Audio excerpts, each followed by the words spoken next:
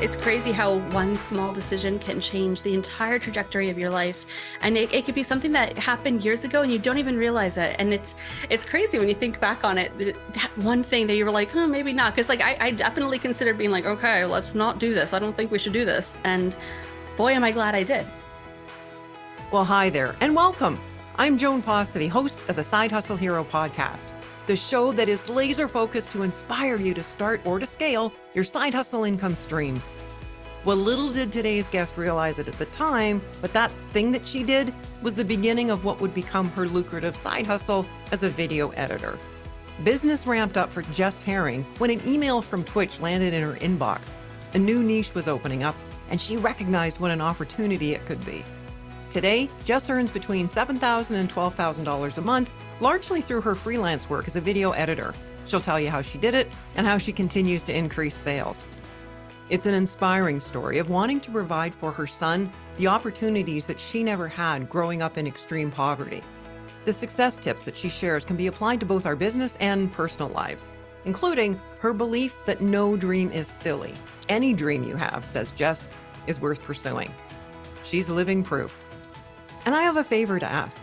If you're enjoying what you're hearing in this podcast, I'd be so grateful if you would take a moment and leave a 5-star review at the platform where you're listening to let others know that there's valuable content here to help them start or grow their side hustle. Thank you so much. Now here is my conversation with freelance video editor, Jess Herring.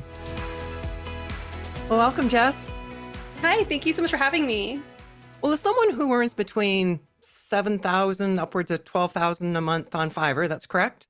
Yes, correct. And over 2,400 reviews and an overall 5-star rating. Clearly, you know what it takes to be successful on the platform. I do want to unpack that with you with what you're doing to be successful. But first, how did you come to be a video editor in the first place? My son, actually, back in, I think it was 2017, I want to say, he started watching a lot of really popular Minecraft YouTubers. And he was like, Mama, I really want to be a YouTuber. And I was like, of course you do, buddy. Of course you do. I mean, every child, I think at that age, really, he was like 8, 7, somewhere around there. Okay. They want to be YouTubers. And I was like, okay, let's figure this out. And so we would make videos together. And then I would start learning how to edit them. And so that's Nice. really how it started. And then it was super casual back then, though, of course. But at that point, you're just helping him set up his YouTube account, I guess. Yes, that's really just where I started. It was very casual. And then, How did the light bulb sort of go on that you thought, I bet you there's people that could use the services that I'm providing my son? well, that actually took a little bit. Okay. In 2019, I was streaming on Twitch and I was making overlays for a lot of my streamer friends. And they were like, can you make me one? Can you make me one? And somebody had suggested, hey, why don't you make a Fiverr account? And I was like, come on now. That's not gonna, that's silly. I'm just doing this for fun. And they're like, no, you should try to do it to see if you can make some extra money. And so I did. And so I would sell maybe 1 or 2 packages a month in the beginning. Okay. And that's really how it started. And then one day I got an email from Twitch saying that they were offering channel trailers to advertise your Twitch channel. Okay. And so it was a 60-second video, and it kind of just gave potential viewers an opportunity to kind of see what they would find if they checked out your channel. Nice. And I was like, that's going to be something. Wow. And that's where it started. Okay. So a lot of people do see an opportunity, potential opportunity, but they end up talking about it a lot and not actually acting on it. But it sounds like you jumped on it right away. Yes. I had just gone through a divorce. And when I first started my Fiverr channel, I had just gone through a divorce. My Fiverr account. Yeah. I had just gone through a divorce and I was a single mom, and I had been a stay-at-home mom my entire adult life. Okay. I had my son when I was 20 years old. And so I knew nothing else. And I was like, you know what? Why not? I figured it'd be a great side hustle to maybe try, and hopefully it would turn into something. And it went along with my 9-to-5. I was working at a school, and that wasn't enough to pay the bills, that's for sure. Okay. Teachers and people working in schools do not make enough money. And so I was just hoping something would come of it. So you had set up your Fiverr account and it was offering overlays to people in their Twitch accounts. Correct. And So you see this opportunity come by to do the trailers. How did you come up with your, say, demo reel for that to start your offering? It was my own. Okay. I had started with my own and I was like, okay. And I just went from there and I was just hoping that that was something. Mhm. And when I had checked, I think there was only one other seller that was offering it and who had the same idea as me. And so Nice. it kind of catapulted from there. Wow. So how long was it before you got your first paid gig doing one of the trailers? I'm not 100% sure, but I know it was pretty fast. Yeah. It was not that long after. And it was very surprising to me because, one of the things that people assume with Fiverr is that it's oversaturated and Mhm. that there's just no way you could succeed on there. But that's the complete opposite of the truth. There's room for everybody on Fiverr. And that's something that it took me when I got my first like couple of orders to realize like, oh, it really is. There's room for everybody. But I think part of the magic with what you did was seeing the opportunity and then jumping on it. Like Yes, for today, sure. if somebody went on the platform to be a, I don't know, say a resume writer. I don't know how Mhm. many resumes writers on there, but I know there's a lot. So it's going to take more to break in. Whereas I For think sure. one of the keys for you was to be able to see something new. And so if one of you listening is beating yourself up because you missed an opportunity, keep looking, because while you may have missed whatever that opportunity is, there will be others. Definitely, 100%. I think that that's something that a lot of people think that opportunities fly by. Oh, that'll never happen to me. I'm not even going to try. I'm not even going to bother. But you miss every chance you don't even take.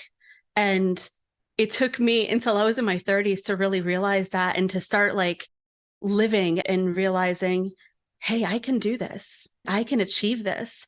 It just takes you getting it right once for something magical to happen. Right. I mean, never in a million years did I think I would be in the situation that I'm on right now. I mean, like I said, I was a stay-at-home mom. I had no college education. I grew up in extreme poverty, and I thought that that was going to be my Mm, adult life after my divorce. And I thought that I was going to be struggling forever. It still shocks me. It still surprises me every single day. wow. And the orders are still coming in for that particular offering for doing the Twitch trailers. channels, not as much. It's more just regular YouTube editing right now. Okay. I mean, there's still the occasional channel trailer, but it's not as active as a gig as it once was. Okay. Anytime you try something, even though it doesn't work, you benefit from the knowledge that you've learned. Like because you jumped in and helped your son with his YouTube channel, that caused you to be even that more prepared to jump at this opportunity when you saw it because of your increased skill set, right? Completely 100%. Yeah. So even if we jump into something and it doesn't work out, okay, we've got that much more knowledge and you never know who you're going to meet and connect with along the way as well. Completely. That is so true. It's crazy. It's crazy how one small decision can change the entire trajectory of your life. And it could be something that happened years ago and you don't even realize it. And it's crazy when you think back on it, that one thing that you were like, oh, maybe not. Cause like I definitely considered being like, okay, let's not do this. I don't think we should do this. But I was like, you know what? It's not going to hurt anybody. We'll take precautions, make sure safety measures are in place. And it could be a really great bonding experience for us. And boy, am I glad I did. Yeah, right. So there's another side benefit that unintended positive consequence. That what you just said reminded me of one of my favorite quotes. It's by Steve Jobs. He said, "You can't connect the dots looking forward. You can only connect them looking backward, and you have to have faith and trust that the dots will connect. But you've got to take that one step and then see the next step and the next step." I love that. So it sounds like with your journey, you started as a video editor and got some gigs, but things really took off with the Twitch trailers. Yeah, Swiss trailers definitely started off. And then that leveled off. And so did you add other offerings when you saw that happen? How did that work? Yeah, so after I saw that, I actually had somebody, a client, be like, hey, so like I need a Twitch channel trailer, but also I want to create some videos for my YouTube channel. Is that something you do? And I was like, okay. And so it was already something I was kind of considering. And so I had made it and I was like, okay, let's go. And so it kind of just started really from that. Like it wasn't that I got it naturally. It was because of the Twitch channel trailer gig that allowed me to get my first, real start on there. Hmm. That, and then there was also something at the time called buyer requests that's not accessible anymore. And that was really helpful as well. And so as you develop these relationships with your clients, they can say, I mean, obviously they like your work and they want to continue working with you. So I guess when a related opportunity comes up, like the YouTube video, hey, can you do this for me? Jess, can you do that for me? Of course I can. And then you go and figure out how to do it. So what are your offerings now on the platform? It's primarily video editing, and I also now offer social media videos as well. I also do voice acting, but that's not a primary thing right now. It's mostly just the video editing. Right. Okay. Well, since you didn't have any solid business experience going into this, what's been your biggest surprise or something that you didn't realize that you were going to have to deal with in running this business? I guess the constant upkeep of having to get new equipment, because you need a beefy computer Oh, to yeah. be able to edit. And so having to make sure that I'm constantly on top of that and getting just everything at top of the line and newer, and making sure it's something I wasn't expecting to have to do. Because when you're first starting out, you don't need all these fancy things, and you're not working with hundreds of gigabytes of footage at once, Right. so it's a lot different. That's a good learning too in running the business aspect of things so that when you're paid for a gig, it's okay, 100% of that is really not mine. Part of that is going to go to taxes. Part of it is going to reinvest in the business by way of those capital expenditures like a larger hard drive, the whatever it is that you need. For sure. Definitely. Well, what's one particularly memorable gig that you did that for some reason stands out from the others? Maybe your first or your wackiest or your most fun? My first one would definitely have to be when I worked with the Diversity and Inclusion Research Conference. It was during COVID, and they had to turn their conference virtual. And so I got to listen to so many amazing speakers. That was so beautiful, and it was so amazing. And I was able to edit that for them. And they had me back again the next year when they were still doing it virtual. And so that was really amazing and just really special to be a part of Yeah. something so cool. So they did all the recording at their end Yes. and upload all the footage to you, and then you do your magic. Correct. Yeah. It was more so just adding, because they did everything on Zoom. So it was just kind of spicing it up, adding borders, subtitles, intro and outro, things like that. So it wasn't a whole lot, but it was just making it look nice and tidy. And it was very cool. Hmm. Do you ever get customers knowing that they need to do something but not sure what it should look like? So they'll send you a clip from social media and say, I want something that looks like that. All the time. All the Really? time that happens. Yeah. I have very lengthy conversations with my clients and potential clients. That's something that I think is really important, is to be able to have lengthy communication before even starting to work together. And I try to go over everything, because I think one of the things is when we're seeing this really cool YouTuber and we see all these really cool effects that they have, Yeah, and they yeah. have this really great lighting, and they have all these amazing zooms, and it's just beautiful production. A lot of people don't realize that these really big YouTubers have full production teams. It's not Yes. just one person with their handheld and a ring light. It's a full-on production, and so it can be really difficult to replicate those videos if you don't have the same level of gear, and if you're not planning your video very extensively. And so I'll explain that to them, and we'll go over everything and talk about what expectations they could have with what they provided, and if they want to up their game, what they can do to be able to do that. Nice. So there's a real education piece from you there as well. I think it's really important. I don't ever want somebody to work with me and then be like, oh, this is not what I envisioned. They're trusting me with something that's really special to them, whether it be a personal passion project, something for their family members, like, we get birthday videos and things like that, or maybe for their Yeah. business. They're trusting me with something that's very important to them. And I want them to know that I value them, and I don't ever want them to feel misled in any way. Well, that's a really good tip for helping other people on, to be honest with you, any platform, and even at bricks Mhm. and mortar business, that customer service aspect. What other tips or advice could you share that you think would help others? Never give up. And if you have a dream, to follow it. And I don't think that that's stressed enough, to be honest. In our society, we're kind of taught, hey, once you hit a certain age, you kind of need to stick with the path that you're on. And Hmm. that's it. You can't change careers when you're 40 years old. That doesn't happen. You're expected when you're in your senior year of high school, you know what you're going to do for the rest of your life. And that's the trajectory of your life. But I'm a firm believer that it doesn't matter if you're 5, 45, 95. If you have a dream, you should follow it. There is no dream that is silly, no dream that is not worth chasing. And if you want something, do everything you can to make it happen. Don't let other people's preconceived notions stop you from following your dreams. Absolutely. Very well said. When I started my first career, it was in banking, and I thought that, man, that would be it. If I reached this certain goal in the banking industry that I had set, life would be made. And I achieved it, and I worked at it for a couple of years, and then I thought, you know what? This ain't it. I thought it was, and I wouldn't have traded it for anything because it gave me an education and a skill set that really helped me as I went along in other ventures. And there was one person at the time that said I couldn't do it. And I really like the guy was really nice. He was good at his job, but I thought, you know what? He taught me something that day. Going forward, I was not going to share any of my big dreams with him. There was no value. Be selective in who you share your dreams with. For sure. There's a lot of people out there that have envy, I think, and they just love to be like, oh, that's not possible because they didn't follow their dreams. And so they're like, if I didn't, then you sure can't do it. And I think that's so wrong. We should be lifting people up left and right. Like, let's support one another. Like, the world needs more love. And I think that we should all be following our dreams. That's something I'm very passionate about. And I think it's really important to do something you love.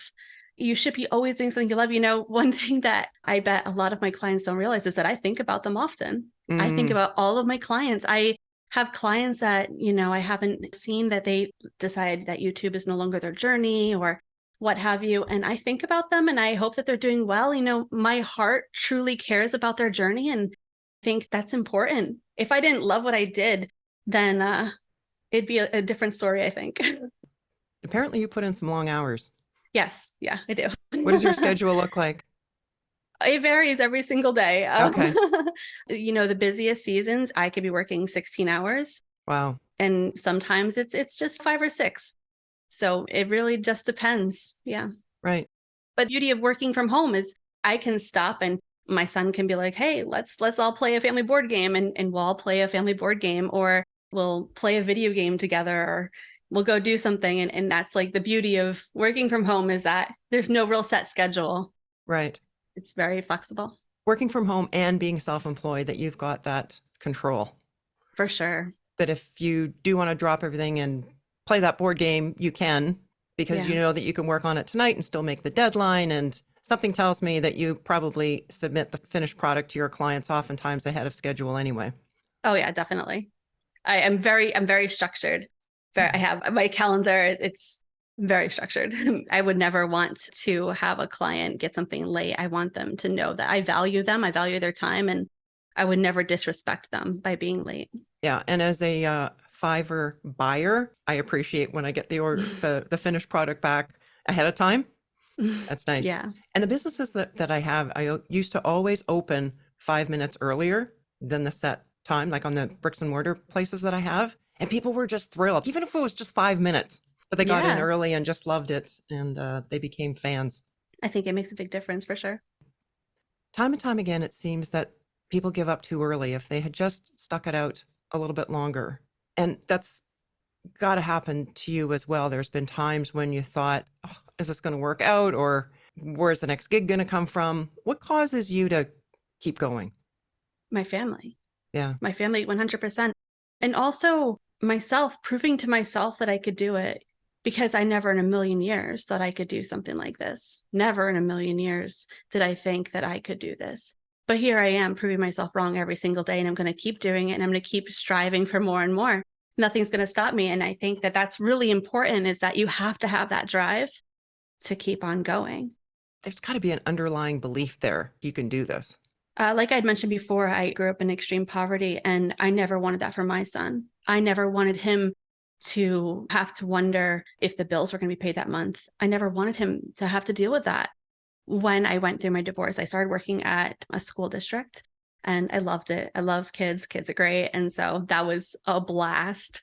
Kids are hilarious. And so that was wonderful. But then COVID happened. Yeah. And so I was let go. But by the time I was let go, I was already making several times more than I was making at the school. Nice. But my first instinct was, when I was let go, was like, oh my gosh, my world is ending. What am I going to do? And then I had to take a moment and step back and be like, you're actually fine. You don't need to be freaking out. You're okay.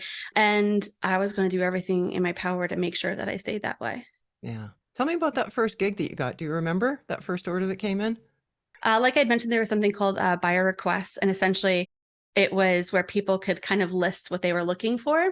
And you could be like, hey, I could totally do that. Give them a preview of what you would do for them, Hmm. how much it would cost, etc. And this person ended up being one of my long-term clients and such a cool person. I always have had such a great time editing their videos. And it was just so cool when they said yes. I was like, oh, okay, let's go. So when you decide to have some downtime, go away for a week or a few days or something like that, do you like notify people like that, like your top clients, or how do you manage that? I don't Okay. go away. Oh, oh. Okay. I work a lot of hours Yeah. and we move somewhere that's a destination vacation spot. So Okay. that's not really necessary. Okay. So we can go and have a great evening out and it's not an issue. So that's not really necessary. But no, I haven't gone on vacation or anything like that. But yeah, I think the longest time I was away was when we were moving, and that was 3 days. Okay. But I was still in constant contact. I was on my phone app. I was talking to everybody. So you don't take a day off. Have you got a dream trip at all that is in the forecast for the future? Hopefully Italy. That would be great. Yeah, I have a lot of family that are still in Italy and I would love to actually go and meet them because right now I only know them through email and the like. So that would be very cool.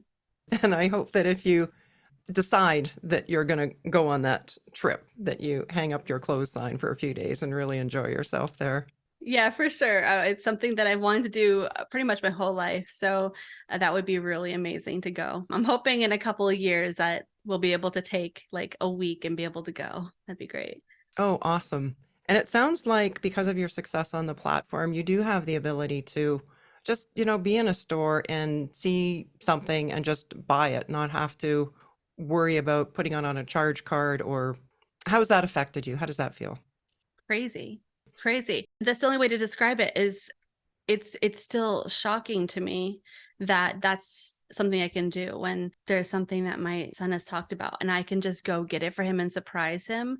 It's like the best feeling in the world. There's no words for the Hmm. freedom that Fiverr has given me. Fiverr has truly changed my life in every single way, in the most magnificent way, and allowed me to live in a way that I never thought possible. They gave you the platform to be able to do that, Yeah, but you brought all your skill and talent and passion and that big why that you have in doing it all to the table. And what a for great sure. combination. Well, what's the For best sure. way for our listeners to connect with you, Jess?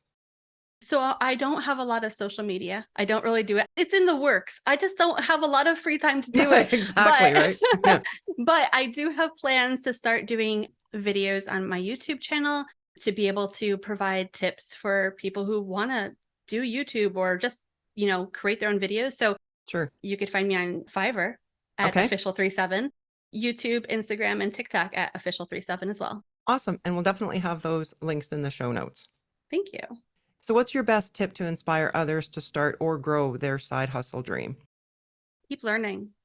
Don't ever stop learning. I still learn all the time. I am constantly reading new books, watching other YouTube channels. I am constantly educating myself to learn the latest methods and what's popular, better ways that I can improve my productivity, just everything, even just colors that go well together. It's the things you wouldn't even think of, Sure. fonts that go well together, because that's something, because use different fonts together. I'm constantly relearning, and I think that that's just so important. And then communication. You want to put yourself in your client or potential client's shoes. You want to be able to trust them. There have been times when I have tried to work with somebody in the past and they'd be like, yeah, let's just work together and it's all good, and they wouldn't discuss the project with me, and I Oh, was wow. like, oh, that does not instill confidence in me, and I never want my client or potential client to feel that way. I Mhm. want them to know that I value them and I want to give them the best possible information. And so communicate, communicate, communicate. You cannot communicate enough. I actually had one client who did tell me one time that I did communicate too much and that I had too much information. It was like, oh, I'm so sorry.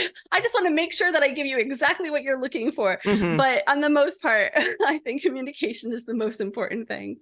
Oh, it is so key, especially from the beginning or as something arises. So, as a buyer or as a seller, if there is an issue or something not right, like let's talk about it, because I always find that 100% of the time there's a way through it to solve it, to deal with it if we have that honest communication. For sure, definitely. Just be honest about everything and communicate and let them know what's going on.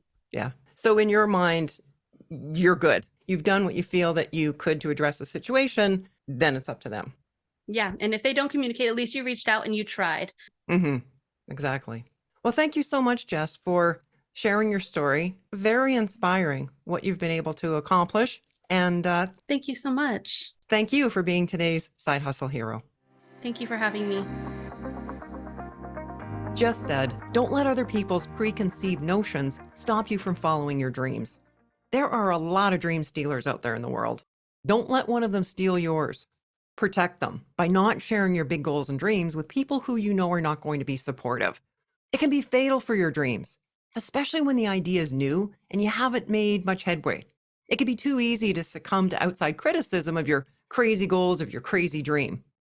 Think of a big goal of yours as a seed that you're planting. And like any seed, there's a gestation or incubation period. And you may not see signs of any real results for some time. And in those early days, your idea needs to be nurtured and cared for and tended to by weeding out the negativity from both inside and outside forces, or the negativity will strangle and kill the idea. The truth is, you have deep reservoirs of talent and ability within you that in this moment, you don't even know that you possess. It's by going after a big goal that you don't know how you're going to achieve that helps draw out those yet to be discovered inner resources. I don't know about you, but when I die, I want to be all used up. It was Hunter S. Thompson who said, life should not be a journey to the grave with the intention of arriving safely in a pretty and well-preserved body, but rather to skid in broadside in a cloud of smoke, thoroughly used up, totally worn out, and loudly proclaiming, wow, what a ride. If you're like me, you want to be able to get to the end of your life and think, wow, what a ride. Let's make a decision now together to live our lives in such a way to make that happen, to truly live a life we love. Life's too darn short not to. Well, that's a wrap for today. You'll find links to Jess's info on our website, sidehustlehero.com. If you enjoyed this episode, let me know you're listening and tell me how this podcast is helping you. You can tag me or send a DM on Instagram at Joan Posivy. Thanks for listening and hustle on.